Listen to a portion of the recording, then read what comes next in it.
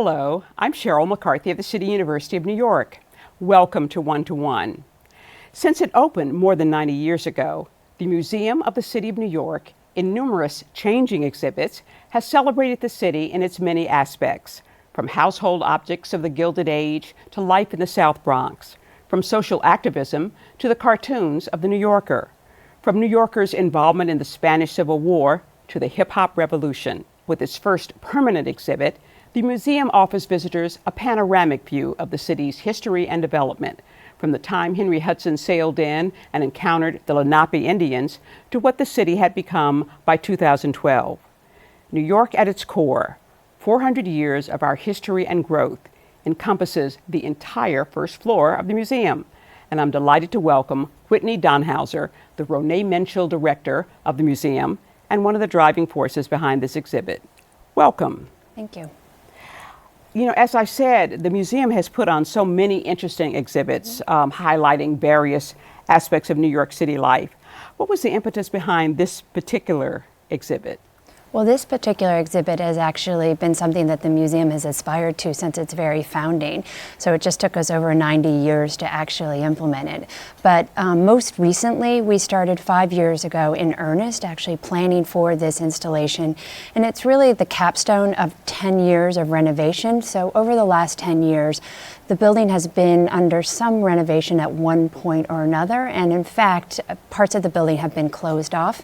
At the end of November was really the first time in that 10 years that the entire building had been renovated from top to bottom, and then we opened up at the same time our permanent installation on New York City history. So it's really the celebration of not only New York City, but the celebration of the Museum of the City of New York at the same time. Okay.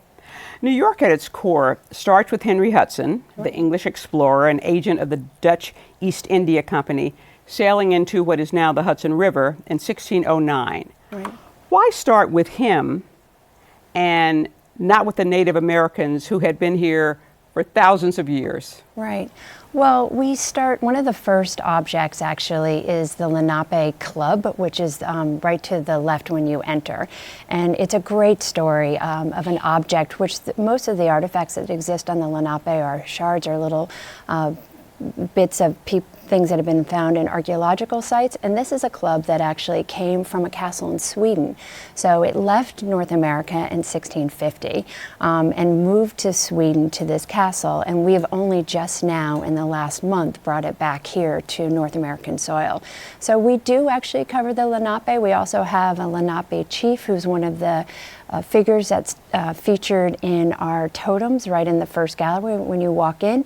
And there's actually great maps of the trade routes for the Lenape, really showing the commerce and how they traded across with other Indian tribes. So we actually cover that as well pretty thoroughly in the exhibition. Okay. Is there a possibility that the museum might one day do an exhibit about the original inhabitants of New York City? Sure. We're very interested in exploring the city's past, present, and future, and we have done different exhibitions. There was a Manhattan exhibition that we did a few years ago, so we're very interested in exploring all aspects of New York City, and I think it's really important for our visitorships. We actually appeal not only to New Yorkers, but to international and national visitors, and telling them the story of New York, and this is one component of it. The exhibit is organized into 4 sections: money, diversity, density, creativity. Tell me about the choice of those. Right. Well, we believe that these are the 4 principles that make New York uniquely the city that it is. Certainly money. New York was always a money town from the very beginning. It started as a trading post, and it's different than other cities that were founded.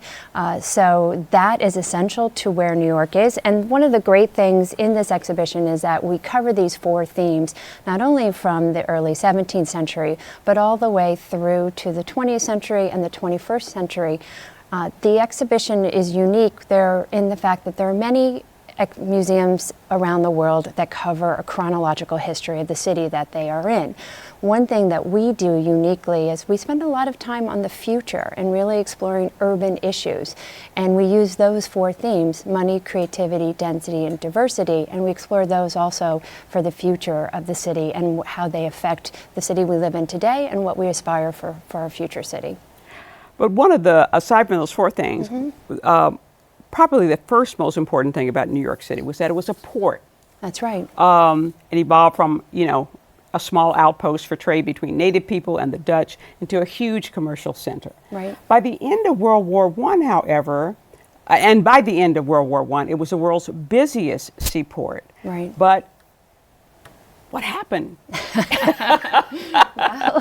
One of the great things about New York is the diversity of other industries, and that's something where I think we effectively show that New York has gone through, always goes through a series of cycles, and there are times where industry change in New York, or there's times where the city's gone through a major event, and people question of how is it going to change, how is it going to grow. And I think one of the really inspiring things about the exhibition is that we show that New York can handle going through these incredible events and changes and comes back always strong.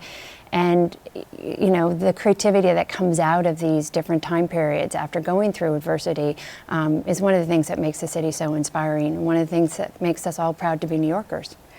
The exhibit I found very easy to follow, divided into chronological periods with text describing the important developments of each period, accompanied by a small collection of artifacts and photographs and illustrations from that period. Did you acquire new items specifically for this exhibit?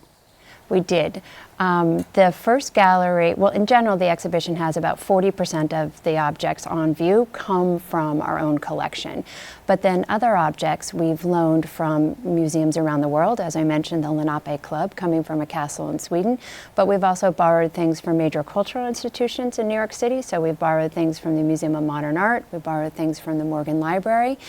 But we've also purchased some things from places such as eBay sometimes. And we've also purchased things that, photographs and memorabilia that help us tell the story of New York. So, I learned of things that I didn't know about the city. One, that by 1740, New York City was the second largest slave-holding city in the United States after Charleston. Right. I don't think they were picking cotton in New York City, so what were these slaves doing? Right. Yeah, no, that's in a whole exhibition in itself of sort of slaves in New York and the slave trade coming through New York. And that's, I think that shows that in this exhibition we cover things that people don't necessarily know about or identify with New York City. Certainly today one thinks about New York as being a place of tremendous diversity and a place of tremendous tolerance and inclusion, and that existed in different time periods previously too. So the slave trade was a part of New York City, and I think that's something that we can explore in greater depth in another exhibition. I learned that Manhattan was devastated by the Revolutionary War. That's right. Population plummeted, money was scarce, 1/4 of the buildings were destroyed. That's right. I never knew that before. Yeah, that's actually one of the, I think, very powerful sections in our first gallery, and that's showing, and that goes to the point I made about New York actually coming through these very challenging times, but that then you have the city coming together and emerging out of that as being very strong. And I think immigration was one of the things that helped the city Absolutely. recover. And immigration has helped the city over many, many different time periods recover.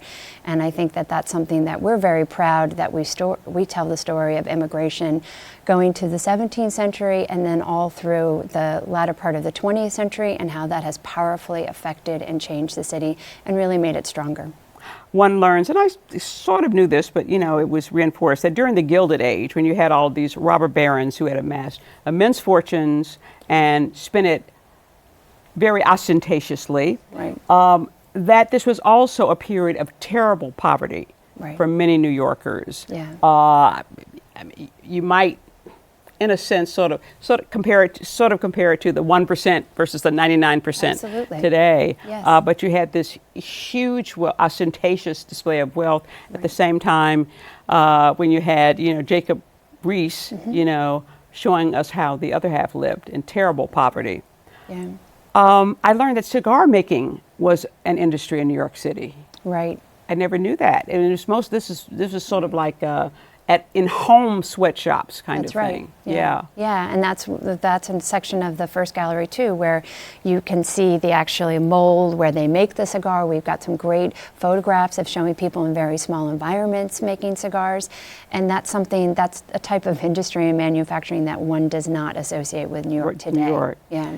I love the slideshows which show you how a particular section of the city looked in the 1700s or the 1800s, and how that same section looks today.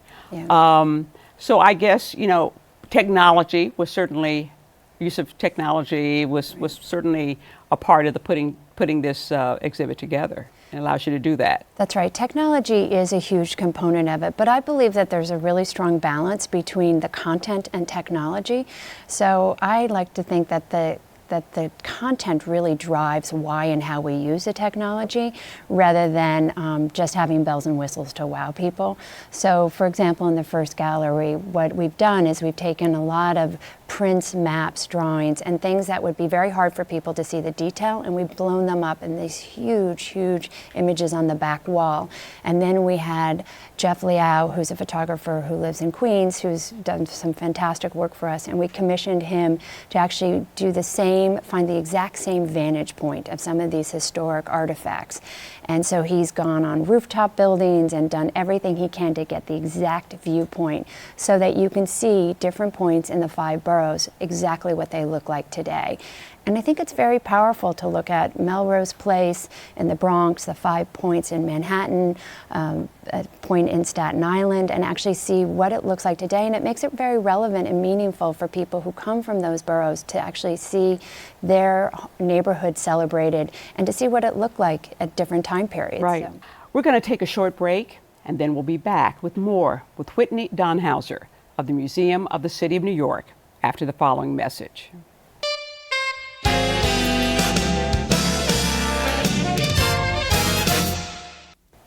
Welcome back to One to One and Whitney Donhauser, the Ronay Menschel Director of the Museum of the City of New York.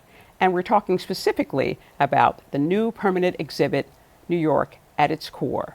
I was talking about some of the things that I learned from the exhibit. Are there things that you learned from the exhibit that you didn't know before?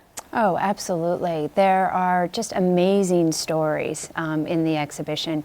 I think one of the things that I found so inspiring is that we tell the story about many people from many different boroughs. So there's fantastic stories about individuals who've contributed to the city's history and great stories of their background. So almost in every single gallery, some of the people that have been highlighted and stories that we've told are all things that I have learned something new and different about.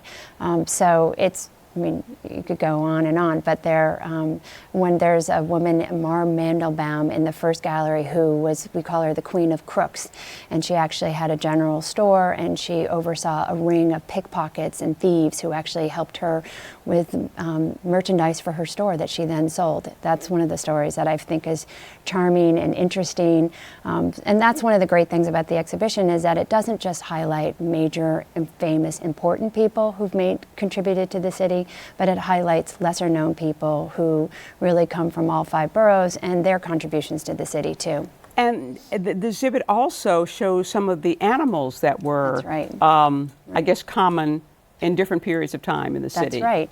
So we cover animals. We cover the horse, the pig, the oyster, and the beaver. And certainly, as far as the horse is concerned, one of the things that we cover is what was it like to be in New York City at the time when there was so much manure on the street. And this will make kids laugh, but it was actually a real problem. And then we show what happens when the first sanitation department crews came in and really started to clean the city. And so obviously New York has had a complicated history with garbage, but this is something that we show, and we show the successes that have happened over time. Now the beaver, was that because of the fur trade? That's right. Right, Yeah. right. And then the oyster, too, is something that has a very rich history, and there's a lot of information on the oyster beds that were so prevalent in New York, and how there's an effort to try to bring back the oyster in New York City Harbor. So I think that's one of the great ways that we can show what the oyster meant over the period of time, and then efforts today to bring back oysters to New York City Harbor and to continue to harvest them. When you have so much material to choose from. Right. It's got to be difficult, challenging to choose. That's right. Tell me something about the process of putting the exhibit together and who is involved, and so what that process is like. This actually exhibition was 5 years in the making and started with my predecessor, Susan Henshaw Jones. And she really pushed this idea along before I came on, which was last January. So it's amazing to me that we've had 250 people who've worked on this. We have a team of scholars for each gallery, and it really touches every famous New York City historian has had a role in some part of this exhibition. But we also had photographers, documentary filmmakers, we've had artists, we've had, of course, art handlers, and it's just been amazing to see the level of engagement and interaction with people from all different backgrounds, really helping us come up with this comprehensive view of New York City. So it's been an exciting process to work on, and it's been fantastic in the last month to celebrate this really significant enterprise with the people that worked on it. So the exhibit opened last month. Who's coming? And is it your goal, one of your goals, to make it a destination for school children in the way that the Museum of Natural History? Yes. Okay. Of course. Yes. In Yes. the way that every school child in New York has been to the Museum of Natural History. So is that one of your goals? Yeah, absolutely. So this past spring, we started really meeting with the Department of Education, with the Social Studies curriculum coordinators, and also with the STEM curriculum administrators, and that's been fascinating because in our Future City Lab we really deal with issues related to climate change, with technology, and I think that so there's a lot for New York City school kids to take in, not only just the history, but because we have these great storytelling devices, I think it's really a great way for them to learn about their city and to personalize their experience. So we see New York City school kids coming actually in 3 field trips, one per gallery, because there's so much information in each gallery. But we want it to be a go-to destination for those field trips, but also families coming together. And it's also a fantastic resource for foreign visitors as well as national tourists. And we have seen our numbers increase. So we've seen about a 25% increase already with people. Since the exhibit opened? Since the exhibit's opened. And we are seeing that we have had people come from all over the world. I actually had a couple from Brazil stop me and say that they've come to New York for 10 years and that this was the first time that they really felt like they understood the city after they'd gone through our exhibition. And that's exactly what we want people to walk away with.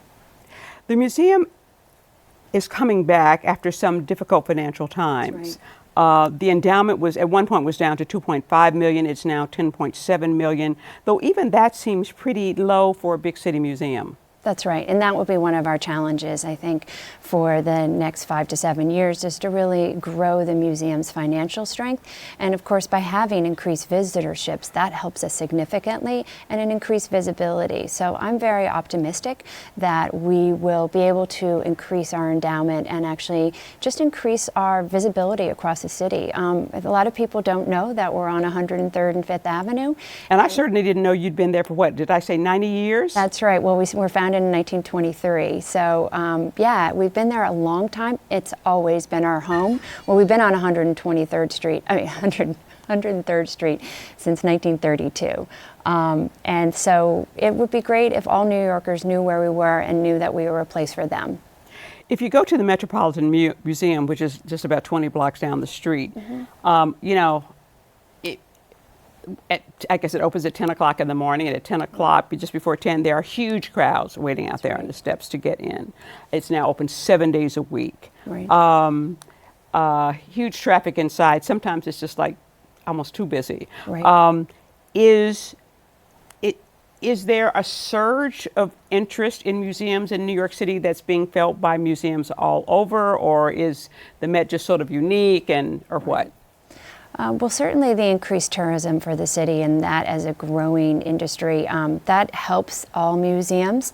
But I think a lot of the smaller museums are really struggling to make sure that people know what's happening, what our exhibitions are, and we're really trying to make sure that we capture New Yorkers as well as those national and international visitors. So the Met is in a very unique position.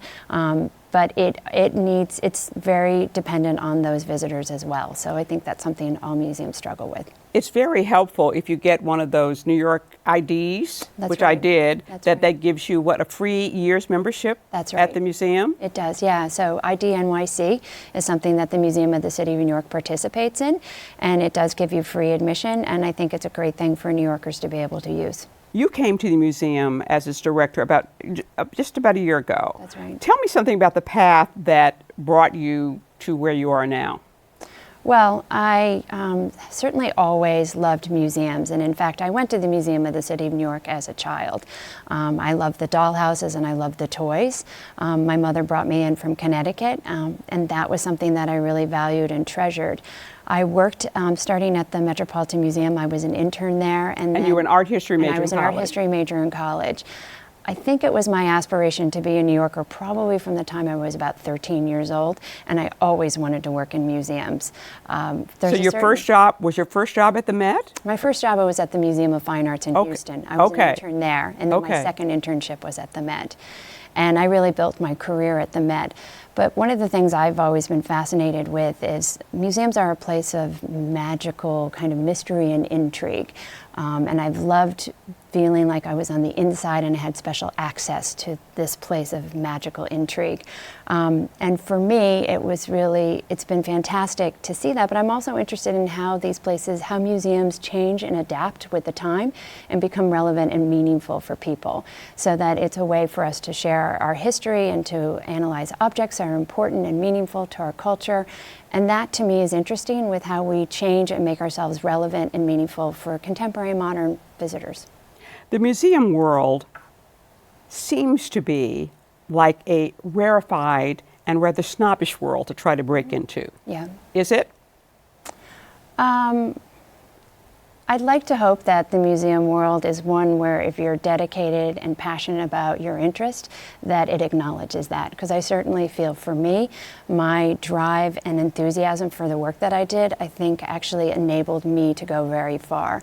And I've seen other people in my professional careers where they've been able, by their sheer passion and love for what they do and for the subject matter, be able to that takes them very far. So it certainly has that perception, but I think that that one can actually plow through that. So if a young person, say in college or coming out of college, say they're in college, they're interested in doing museum work, what would you suggest that they do? I think the most important thing is actually to try to get every type of internship at a variety of different places. And certainly the ability to work at a small museum and the ability to work at a large museum. I think that gives you tremendous exposure and opportunity. I also think it's really valuable to work in different parts of a museum. So my first position was working in a curatorial department. I worked in the 20th, which department? The 20th Century Department of the Met. I worked actually on some architectural drawings and objects in the Met's 20th Century collection, and it was fantastic to get exposure to the objects in a curatorial department and what it takes to mount an exhibition. But then I worked in the fundraising department of the Met for many, many years, and that was a great experience of understanding what the priorities are and how important the finances are to an institution. We've got about a minute left. What are your top priorities going forward? My top priorities are to spread the word about the Museum of the City of New York, to let people know that it's an exciting place where there's really something for everyone in this city. So I'd love to have everyone know where the museum is and to be excited about the programs that we do.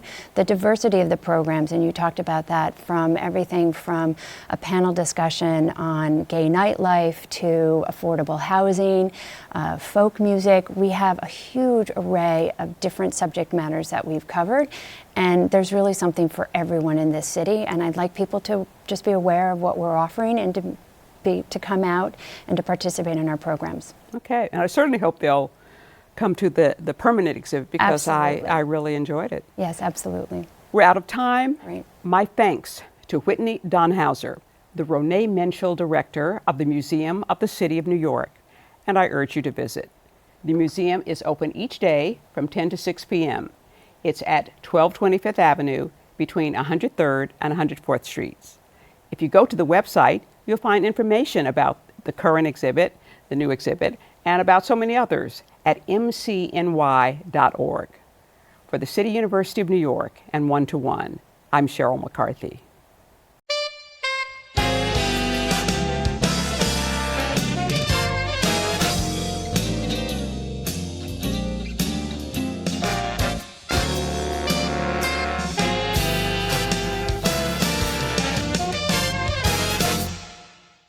If there are any people you'd like to hear from or topics you'd like us to explore, please let us know.